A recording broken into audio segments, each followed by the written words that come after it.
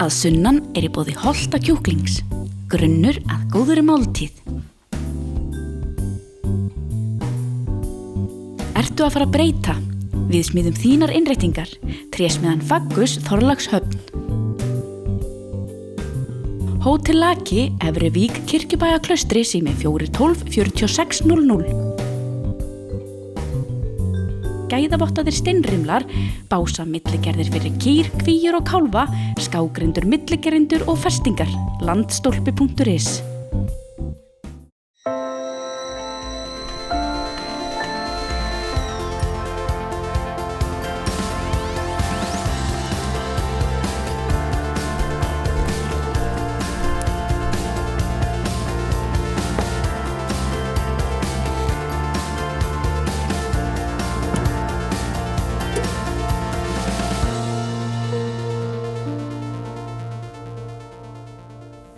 Komið blessu og sæl, við heilsum ykkur héðan að sunnan úr Melabúðinni á Flúðum sem hefur glatt marga alveg frá árinu 2003 og hér á eftir þá fáum við að heyra söguna á bakveðana. Við ætlum líka að heyra stórhuga framkvæmdum á Hvolsvelli og heimsækja glaðhlakkalega skáta á Úlfljótsvatni. En við byrjum á Ingólfsfjalli. Vá. Gott að vera hérna. Já. Algjör paradís. Já.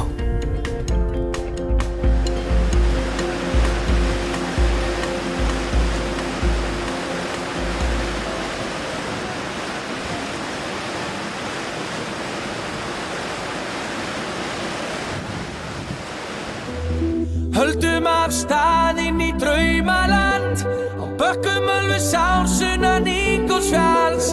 Þú keyrir þjóðveg 1 út úr Reykjavík og hálftíma seinna ert í paradís. Nýtt lag og myndband sem Sælan, myndbandanefnd Nemendafélags Fjölbrautaskóla Suðurlands bjó til, hefur vakið verðskuldaða athygli.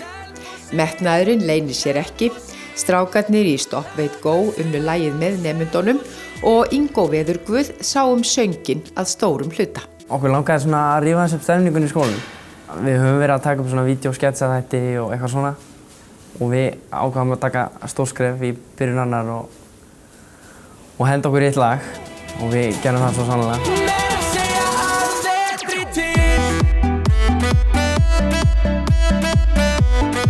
Átti þetta alltaf að vera svona ástarljóð til Selfoss og skólans? Nei, reyndar ekki.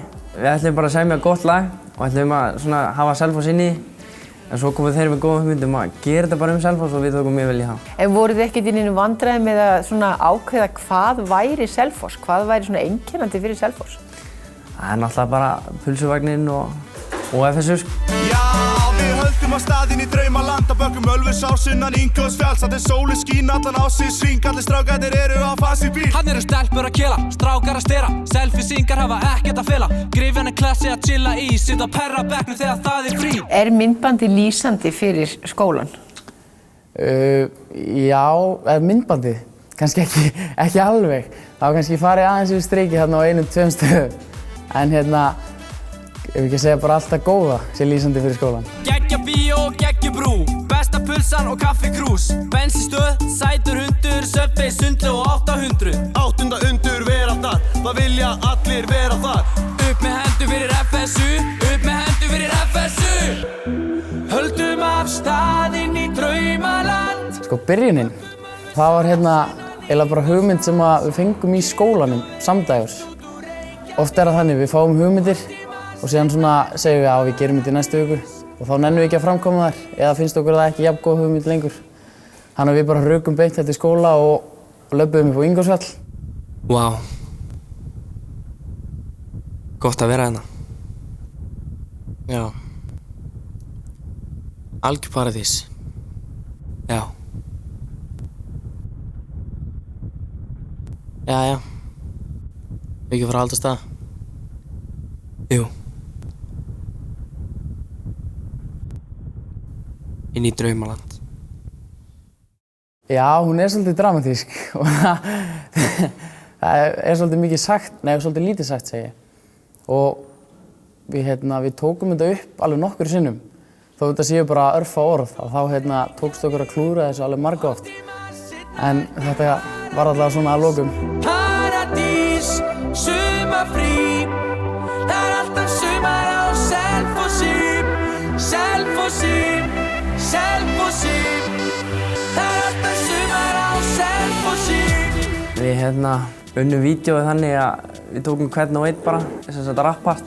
Og svo fórum við að taka svona umhverfis eins og introið þarna þegar við erum á fjallinu og svo endum við á Ingo. Og hvernig var svo eftirvinnslan? Hún var erfið. Við hittust heima á mér með eina tölvu og við vöktum alla nóttina og klipptum lagið. Hvernig hafa viðtökurnar verið? Mjög góðar, fram á honum. Og það bara þessar viðtökur að ýta á eftir okkur í annan lag. Og það næsta spurning líka? Það næsta spurning. Hvað að fara að gera? Það hugmynd, það komin hugmynd og við veitum ekki að gefa of mikið upp en við erum alltaf byrjaðir að skrifa eins og við sjáum svo til hvort það kemur eitthvað úr því. Við erum alltaf með rosa háleit markmið, en þau yfirleitt svona gleymast. En næsta skref, við erum að spá í að kannski reyna að gera eitthvað eitt lag í viðbót eða aðeins áður við útskrifumst. Gera eitthvað aðeins meira á okkur. Við erum ekki búin að valda nógu miklu usla í skólanum. Þannig að við erum að gera aðeins meira og síðan bara, ætla að sé ekki í Eurovision.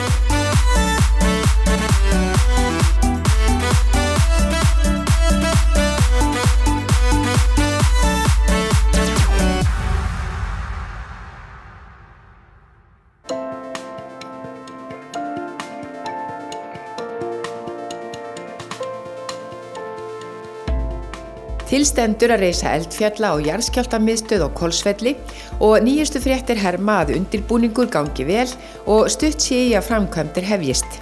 Við sunnanliðið mæltum okkur mót við Ásbjörn Björgvinsson, framkvæmdastjóra á túninu þar sem miðstöðin mun rísa.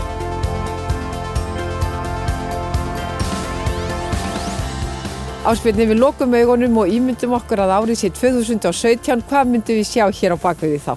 Þá myndum við sjá nýja byggingu sem á að fara að rísa hér á Hvolsvelli sem mun innihalda ólýsanlega skemmtilega upplifunarsýningu jarðfræði, eldfjöll, eldgos og jarðskjálfta.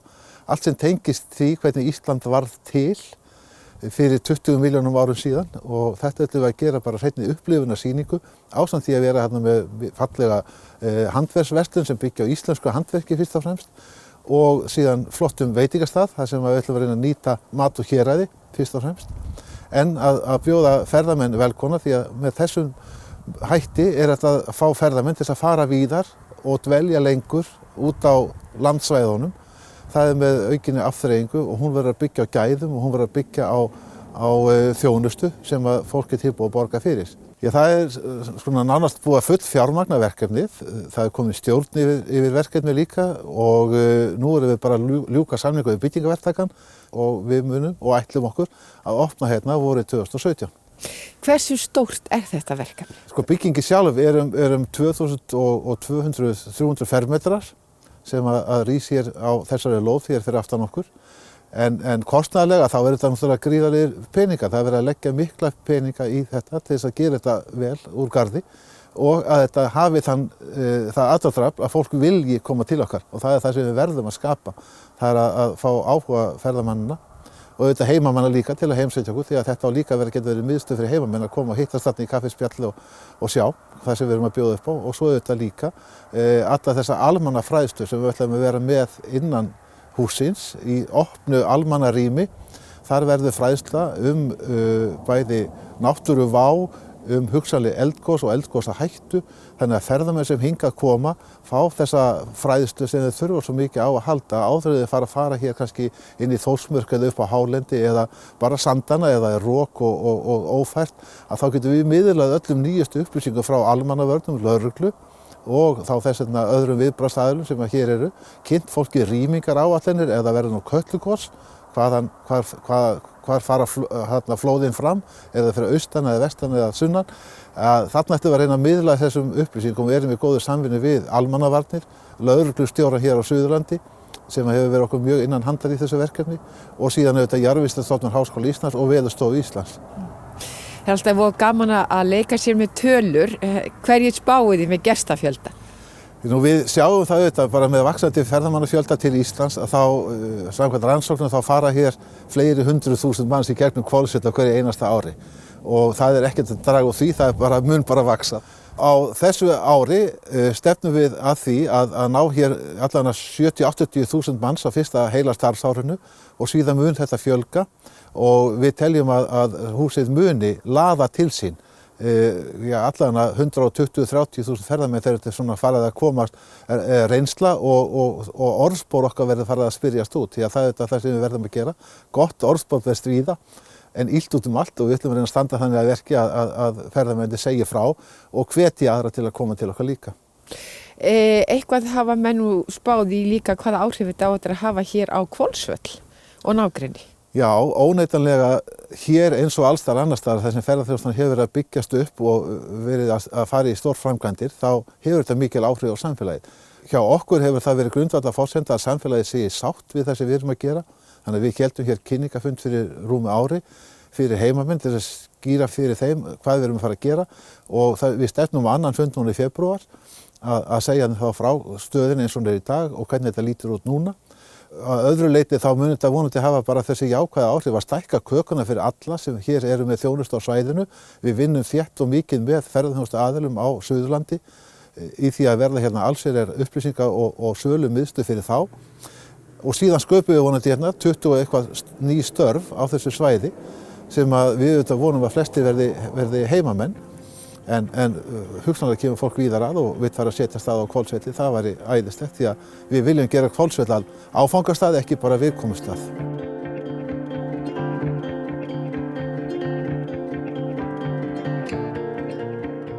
Það eiga margir ljúfar minningar frá Úlfljótsvatni og líklega eru þær flestar tengdar sumri og sól. En þó ekki allar, því útilífsmiðstöð Skáta er opin allt árið og þar er vetrarferðamenn skannað aukast eins og víða annar staðar á landinu. Það er Guðmundur Finnbogason sem að tekur á móti okkur í Gilvelskálanum sem einn og sér væri efni í heilan þátt. Þetta hús er byggt 1941 og er í rauninni fyrsta svona skátahúsi sem er byggt hérna.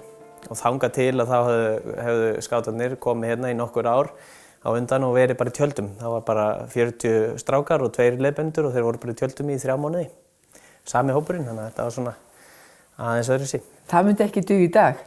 Nei, ég held að við fengjum nú engin leyfi og við myndum hafa eitthvað svoleiðis en það er auðvitað allt aðrir tímar og allt önnur hugsun í þessu öllu saman.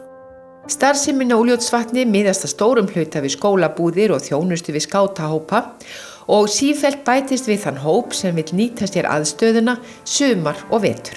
Já, í febrúar þá tökum við á móti írskum skátum og erum að vinna mjög svona skemmtilegt verkefni með þeim þar sem að skátarnir á Íslandi, Bandalístarskáta og svo Landsbjörg með sínar unglingadeildir erum í samstarfsverkefni með írsku skátunum og erum að búa til svona vetrarferðamennsku prógram í rauninni fyrir unglinga þannig að við erum hérna með 14 og 15 ára krakka og þau eru búin að vera í marga mánuði að undirbúa sig bæði á Írlandi og Íslandi í sitthvorum hópnum og fara í ferðir og æfa sig í öllu því sem tengist vetrarferðamennsku alveg frá rötun upp í skyndihjálp og ég veit ekki hvað og svo hittastu hér í febrúar í heila og eru heila viku hérna á Úlfljótsvatni og upp á Hellisheiði. En þið eru líka orðinni svona bara alvöru ferðaþjónustu aðili, er ekki óhætt að segja það hérna á Úlfljótsvatni? Jú, við fórum út í það núna í fyrra að fá vottun frá Ferðamálastofu, heitum í dag ferðaskipuleggjandi og við þjónustum á hverju sumri og fram á hausti í rauninni nokkur 100 erlenda skáta sem eru að koma til okkar og við í rauninni gerum allt fyrir það sem að ferðaþjónustufyrirtæki gerir fyrir ferðamenn. Við bókum rúturnar þeirra og arrangerum hinum og þessum ævintýraferðum fyrir þá sem eru keyrðar á vegum annarra og svo sinnum við þeim auðvitað hér á staðnum með mat og gistingu og aðra dagskrá sem við getum sinnt hérna á svæðinu, í kringu svæðið. Þannig já, þetta hefur blásið svolítið út þessi angi af starfsemin okkar. Og hvað erum við að tala stóran markhóp, svona ef við horfum nú á heiminn? Já, ef við legum okkur að mjög grófi þessu þá eru 40 milljón skátar í heiminum Ég nú ekki alveg viss að við fáum kannski, getum talið á alla sem okkar þýði í þessu. En við höfum þó verið að horfa þetta til sko, Norður og Evrópu og Skandinavíu og stærsti kúnnahópurinn okkar eru Bretar og hefur enda verið langan tíma. En svo höfum við verið í núna síðasta árið að leggja mjög mikla áherslu á Ameríku. Og við fengum stuðning frá sveitarfélögunum til þess að fara og kynna starfsemin okkar í Ameríku, sem var mjög spennandi og skemmtilegt verkefni. Og við erum í rauninni strax farin að sjá sko, verulegan ábata af því. Sko. Í rauninni á innan við ári þá vorum við farin að sjá bókanir fyrir næstu 2 ár og í rauninni miklu hraðar heldur en við gerum ráð fyrir. Og þar eru 7 milljón skátar og stór hluti af þessum 7 milljónum eru á okkar svona markasvæði, á þessum svæðum sem eru í kringum staðið þar sem er beint flug. Og við sjáum bara líkt og með aðra ferðaþjónustu þá verður sprenging í þessu eins og því sko.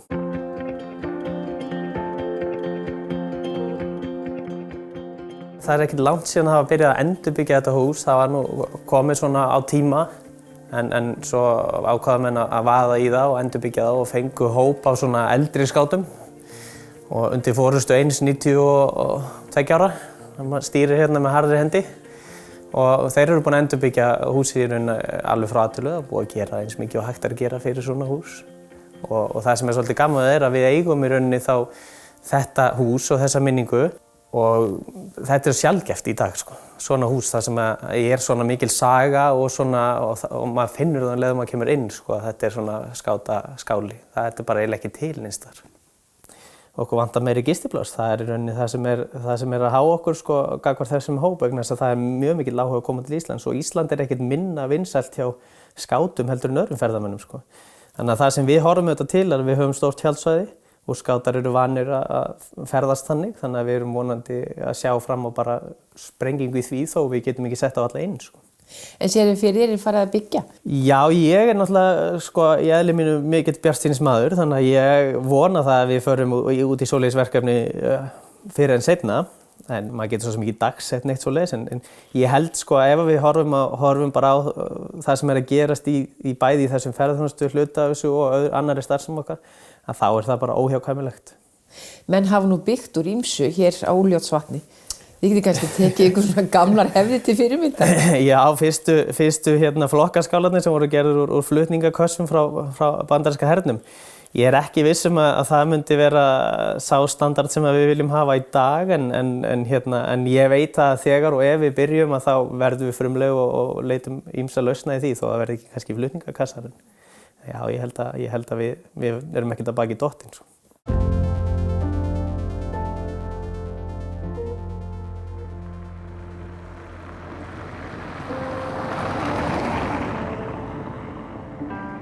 Litla melabúðin á Flúðum er ekki stærsta búðin á Suðurlandi en hefur mikið aðdráttarafl líkt og nafn hennar í Vesturbæ Reykjavíkur. Þessi melabúð er full af grænmeti sem kemur frá gróðrarstöðinni Melum sem hjónin Guðjón Birgisson og Helga Karlsdóttir stofnuðu fyrir 36 árum þá rétt tvítug bæði. Ótrúlegt ævintýri þegar horft er tilbaka. Byrjum að byggja hérna eitt gróðurhús, síðan vantaði þetta hús við erum í hérna, Pökkunhúsið og til þess að hafa ennþá svona að því við vorum ekkert rosalega rík þá byggum við hérna í Pökkunhúsinu í 5 ár. Áður en við byggðum þetta hús sem er hérna frá ofan sko, fluttum þangað. Þá voru komið 4 börn, svona byrja maður bara. En það hefur margt breyst á 37 árum? Það er rosalega margt. Bæði tæknilega séð og bara ræktunar, hvað við ræktum meiri fleiri afbrigði sko. Agúrkum og tómatum, paprikum, hvað sem er sko. Það eru mikið meiri flóra heldur en var, heldur en við byrjum. Hérna er alveg rosalega fallegu klassi. Þessi hérna 3 tómatar verða tíndir á morgun. Þeir eru ekki alveg tilbúin? Nei, þeir þurfa að vera aðeins rauðari sko. Þessi verður varla tilbúin á morgun. Það er aðalatriðið að tína þá rauða af plöntunni sko. Það skiptir öllu máli. Heilsutómatarnir eru okkar sérvara. Við erum bæði með svona venjulega stóra heilsutómatar. Og þeir eru bara hefðbundnar að stærð nema þeir eru bara með meira líkópeininnihaldi heldur en aðri tómatar. Og svo erum við með kirsuberjatómatar sem eru líka líkópeintómatar eða heilsutómatar. Og þeir eru líka með þessu mikla, eða meira líkópeininnihaldi sem er svona, líkópeinið er gott fyrir hjarta og æðar. Þannig að þetta er svona hálfgerð lyfjafræði sem við stundum hérna líka. Já, ég segi nú þá sögustundum að strax fyrst eftir að við komum með þessa heilsutómata eða líkaböldtómata og það stendur á að það séu góði við krabbameini. Það var náttúrulega þannig eðlilegt að fólki hringir og kallmenn hringdu sérstaklega og spurðu hvort það getur fengið tómata sko, hvort það dýði 1 tómatu til að redda sér sko, en það ekki þannig sko, maður þarf að lifa við, maður þarf að borða þetta alla til þess að fá þetta líkabönn inn í sig og lifa góðu lífi. Og hversu marga á dag, svona til þess að vera nokkuð tryggður? Það stendur nú einhvers staðar í einhvers staðar sem las í fræðum, 6 á dag var gott sko.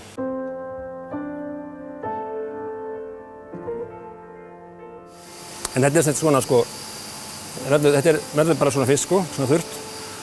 Setjum við það svo bara á ofn, þurrkuðum það smá tíma og endum svo með það í svona kaffibönakvörn og það er okkar krydd.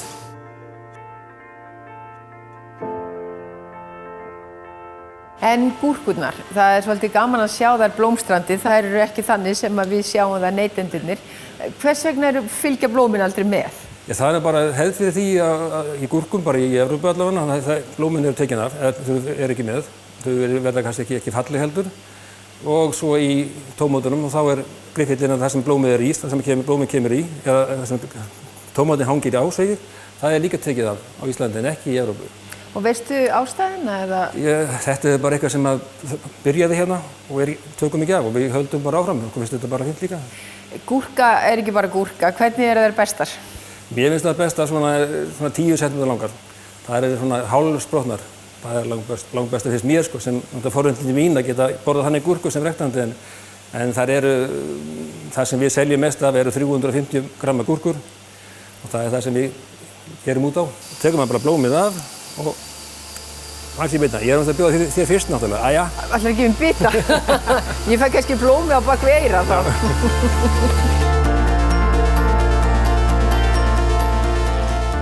Hluti af allri framleiðslunni fer í melabúðina eins og áður sagði og þannig mæta þau Helga og Guðjón mikilli eftirspurn, bæði heimamanna og ferðalanga sem að vilja brakandi ferskt grænmeti og kryddjurtir og vöruúrvalið er ótrúlega mikið. Já, það er út að segja, það er allan á grænmeti, ég veit ekki hvað er þetta margar tegundir, 20, 30, svo niður sumarið allavega. Og hvernig gengur þetta? Er þetta blómlegu business? Þetta gengur bara ljómandi vel á við. Bara alveg ljómandi og með að við það að þetta er sjálfsafgreiðslubúð algjörlega, þannig að fólk kemur inn og bara borgar eftir sín eigin samneyslu, að þá held ég að þetta sé að það bara gangi í ljómandi. Og það er náttúrulega enginn sem hefur samvisku í það að stinga af það? Nei, ekki finnst mér það. Eina sem ég get sagt svona til þess að fríða sálina, það er að mér finnst stundum að leggja vitlaust saman. En það get ekki allir verið góður í reikningi? Nei, ég segi það er bara eðlilegt. 650 7, 8, 9, nú ruglaðist ég. Ég borga bara 1000 kall. Já, þú farið ekki 100 kall tilbaka? Nei, það er allt til það. Svo náttúrulega er reiknivél. Jæja, ég réði við þetta, samt.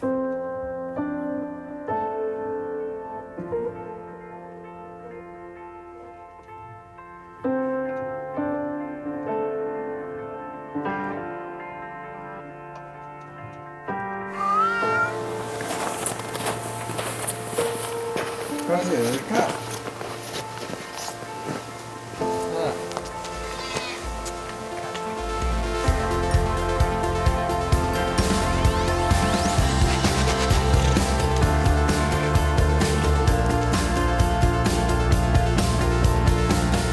Það er kannski bara húmorinn. Nei, gerðist þetta. Slekk á símanum, strákar.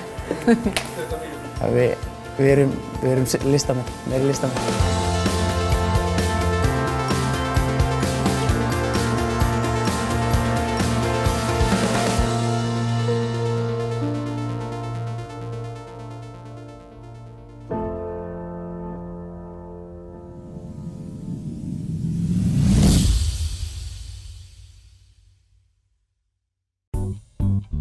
Að sunnan er í boði holta kjúklings, grunnur að góðri máltíð.